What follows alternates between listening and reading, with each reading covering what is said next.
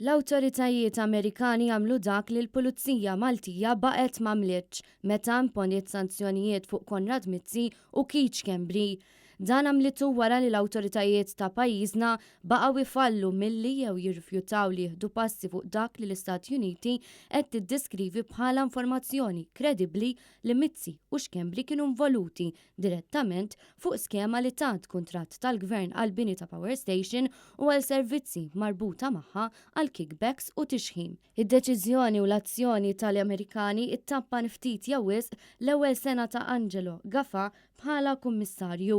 Dan jgħidu l-editorjal ta' Times li fakkar kif mal-ħatra tiegħu Gafa kien wieħed li ma kien ser jibża minn ħadd u ma kien se jħares lejn wiċċ ħadd filwaqt li kien ta' garanzija li l-allegazzjonijiet ta' korruzzjoni li kienu hemm kienu se jkunu investigati irrispettivament minn min kien involut fihom. Iżda minkejja li taħtu bħala kummissarju saru tibdiliet pożittivi, jibqa' l-fatt li l-ħuta l-kbira qed tibqa' taħrab jew għax ix-xibka qed tintefa' fil-post il-ħażin jew għax it-toqof din ix-xibka huma kbar wisq, tajt it-Times. L-editorjal jispjega kif sorsi qrib ferm tal-Gvern qalu lill-ġurnal li l-mossa tal-Istati Uniti tindika dik li hi perċezzjoni ta' nuqqas serju ta' azzjoni mill-qrati u mill-Pulizija ta' pajjiżna fil-konfront ta' dawn l-allegazzjonijiet. It-Times qalet li fil-waqt li l-ġimgħa li għaddiet faħret ix-xogħol siewi li qed jagħmlu 3 istituzzjonijiet importanti, l-Awditur Ġenerali, il-Kummissarju għall-Standards u l-Ombudsman,